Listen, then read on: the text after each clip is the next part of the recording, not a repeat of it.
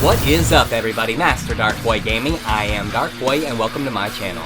After that incredible European Open, I could not help but have to feature Silva Saarinen.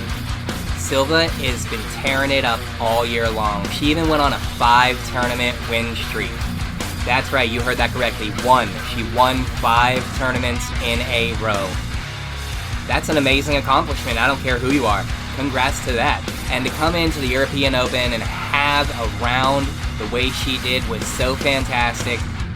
Guys, disc golf is just like any other sport. People have ups and they have downs, and sometimes you make mistakes and it costs you, and that is what it is. But the way she held herself together throughout the entirety of the tournament was awesome to watch.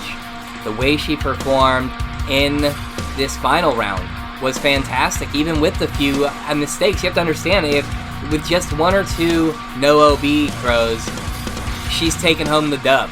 So that's fantastic. Shout out to Silva Saarinen. I'm sure she'll never ever see this video, but if she ever does, congratulations on the work.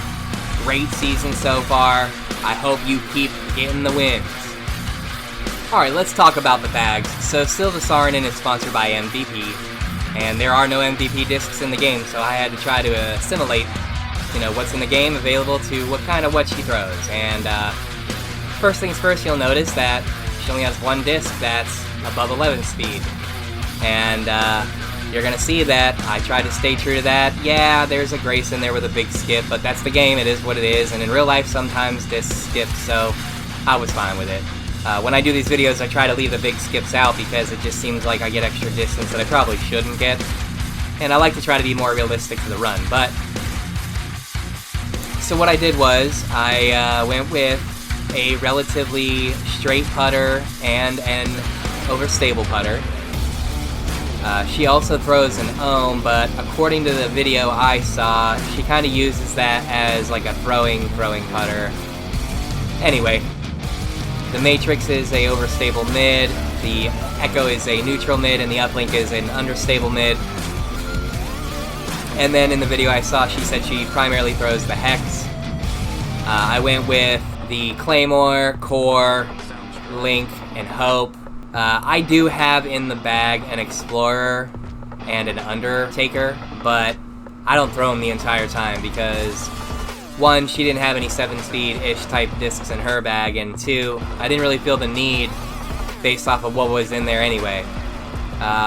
She had the basics, 1 of each, overstable, neutral, understable of the 9-speed varieties, and then she had a couple of 11 speeds that were essentially the same ideology of understable, overstable, neutral. So I kind of based my bag around that idea. Even though I brought the Sapphire, I don't think I used it. I think I maybe threw it once or twice, I can't remember. And same thing with the Musket, I don't know if I threw it, but I don't think I used it very much. And I just tried to follow along. Watching the battle between her and Kristen Tatar was so awesome. Let me just comment on this.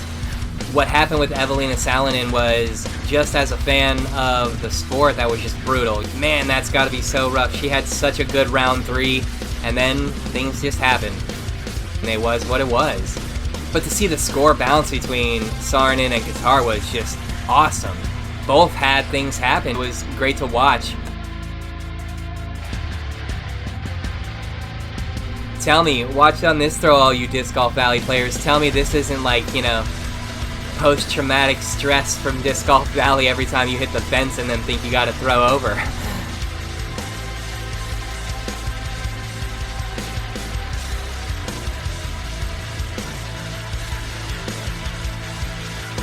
And then, how about this roll right around the hay bale into OB? I swear that's happened to me 1,000 times, and so many players, I've seen them make comments like, that doesn't happen in real life. We just witnessed it, everybody. It does happen. And I just thought that was crazy. Anyway, like I said, besides the things that happened, look how great she followed up this shot with. To have the roll OB and then have to save the shot, and then to immediately come and throw just a dart of a laser beam right around that little tree to stay for that birdie just so easily. That was an amazing shot. And that's professionalism. That's, to me, that's true pro level competition. And I love seeing that. I just thought that was sweet. It's unfortunate she came right back around and hit trees, back-to-back trees. But that's part of the game. Being a player who has Deer Lakes Park as my local course, if you look up on UDisc, you'll see that it's heavily wooded. So I throw into trees all the time. It happened, and I think that's the whole appeal of the beast and the monster, for that matter, is the way that they're wooded is just awesome, I think, because it allows for, you know, yes, you can have a giant arm and throw these huge shots, and that's fine, but you also have to be technical with it, because if you don't, then you'll hit a tree and it'll completely shoo you off into OB oblivion.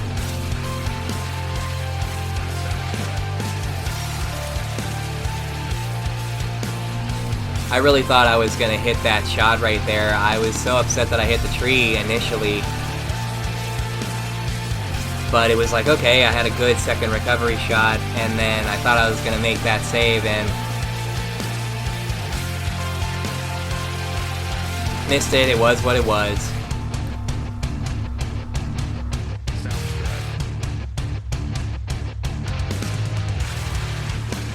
For me in the game, I would go with a forehand play.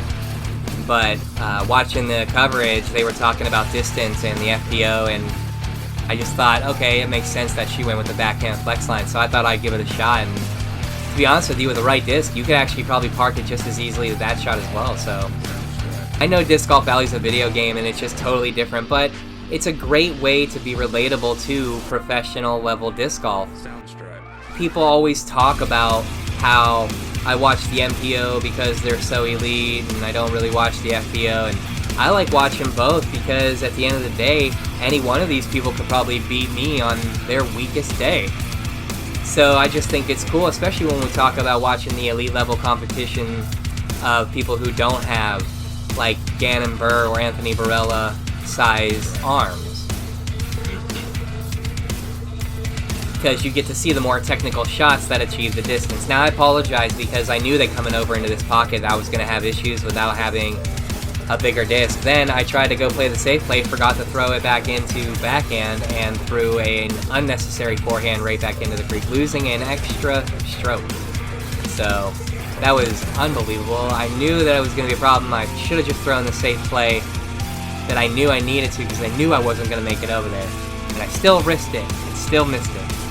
Hey guys, if you enjoy this type of content and you could like and subscribe, I would greatly appreciate it.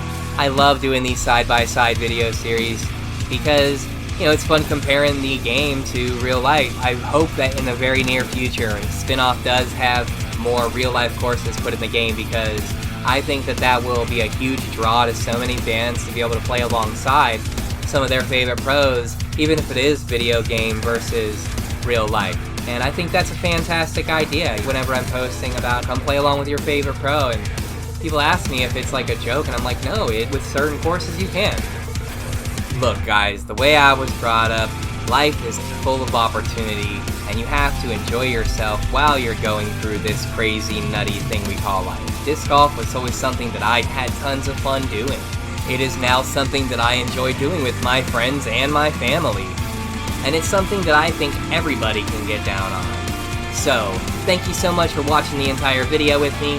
This is Master Darkpoi Gaming. I am Darkpoi, and hopefully, I'll see you in the future.